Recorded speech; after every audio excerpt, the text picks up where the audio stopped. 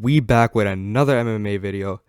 This time, I'm gonna be going on Reddit, on the UFC forums, and just looking what's in there.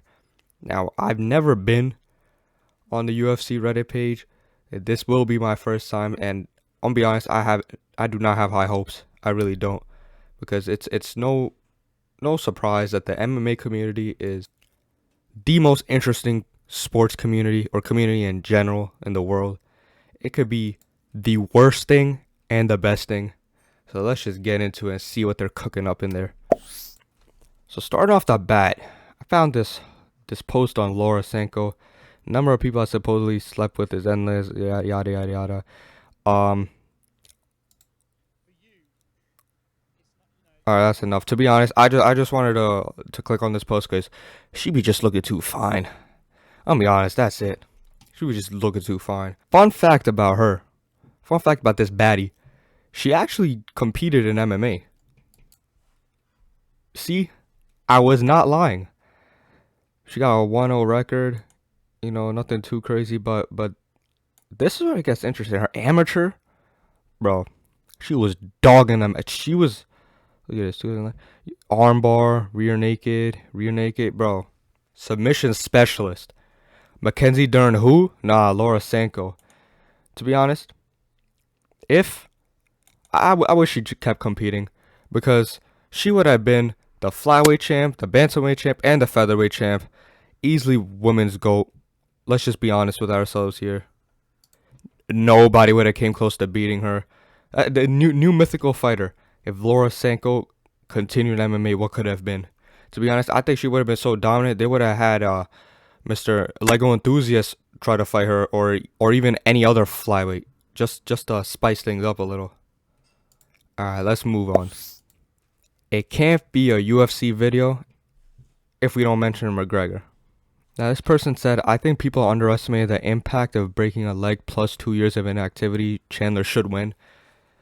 I can't really argue against this too much, to be honest, because 2 year layoff is a long ass time, especially snapping his ankle or foot, whatever like that is wild. But I do hope McGregor gets back to form, because let's be honest, UFC, MMA, the whole world, just a whole lot more entertaining when McGregor's into the scene. Now I wanted to highlight this reply over here. It said, I don't have a ton of faith in Chandler. He's a master of fumbling the bag. The man can look like an absolute beast and a scrub in the same fight. That being said, nobody knows where Conor is at because he barely fights post 2016. Now, let me just address the last part, Conor, that he barely fights. True, but I still have faith in my boy. Now, the first, he's absolutely right. Chandler has the worst fight IQ in the history of MMA. I don't know what's wrong with him. He be winning the fight and then decides, I had enough, I just want to lose now, or some shit, or he just wants to leave. I don't know what it is, but he needs to fix that. Now, next up, we got a hot topic. Friendly reminder and encouragement for everyone to pirate every UFC event. Now, he lists a bunch of reasons. First one, as you can see, that's all that needs to be said, to be honest. There's nothing that needs to be said. Gordon obviously won that fight. Next up, how they fumble my boy Ngannou like that? Crazy how they would rather give up the hardest hitting heavyweight on the planet than give healthcare. That's wild. Like, I'm pretty confident Dana White would rather sell his balls than to give fighters healthcare. Like, he's the type to, when he dies and the next UFC president takes over and the next UFC president, whoever it is, decides to start healthcare for fighters or something, or fighters union or whatever, this man will come back from the dead just to stop that from happening. Crazy. Now this, to be honest, I don't really give a shit too much about the Prime little collab they got. The only thing that would kind of irk me is if the fighters don't get a percentage of it. I feel like the fighters should get a percentage of whatever they cooked up in this deal. because it's only right. They're gonna be mainly representing it in the interviews. The bottle is gonna be in front of them and all. And they're renaming it the red and blue current to prime hydration zones or something. So the fighters honestly are representing the brand, and they should definitely get a cut. I don't know the whole length of it and the nuances of it, so maybe they're getting it, and I'm just talking out of my ass right now.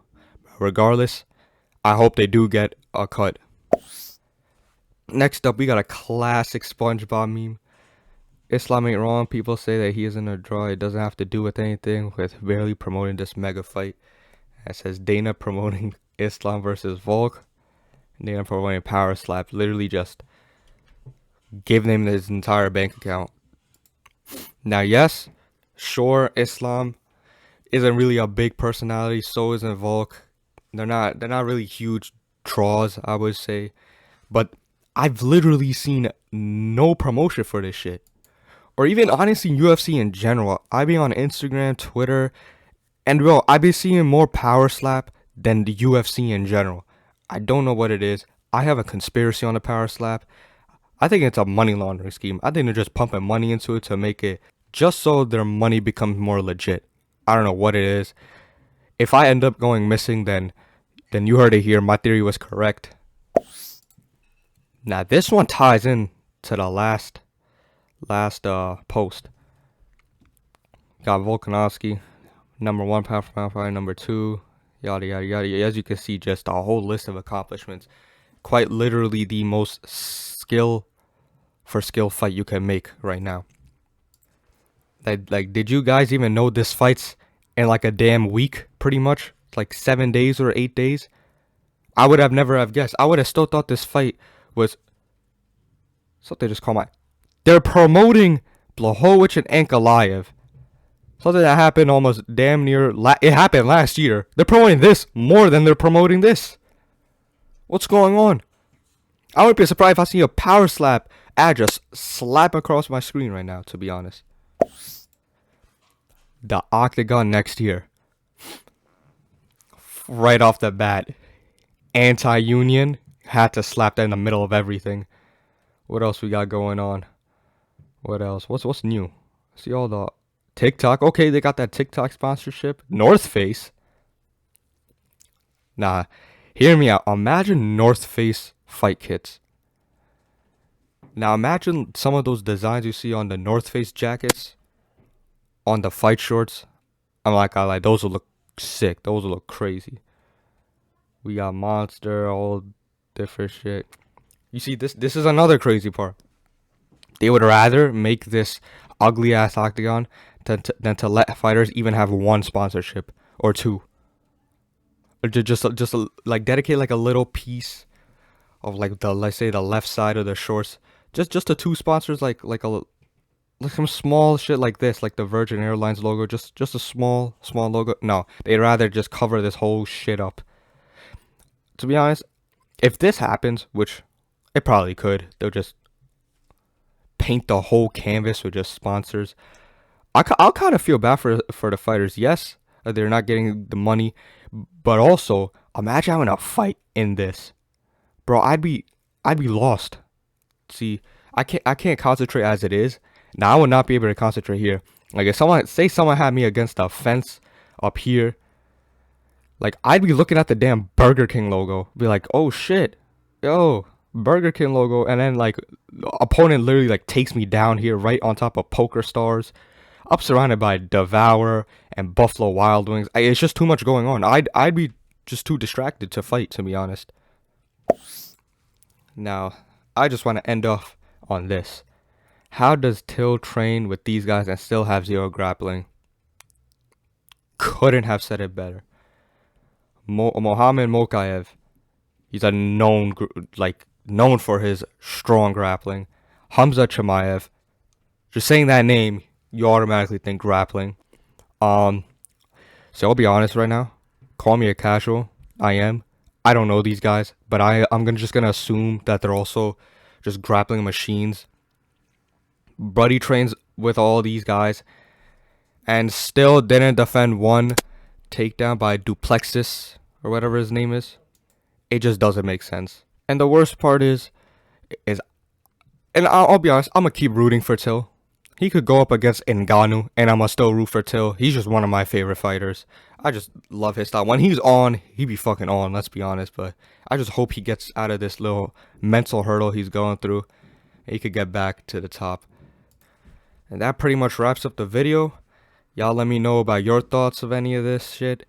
If anyone has any video ideas, also let me know. And please subscribe, like, share, save, send it to your grandmother, your mother, great grandmother.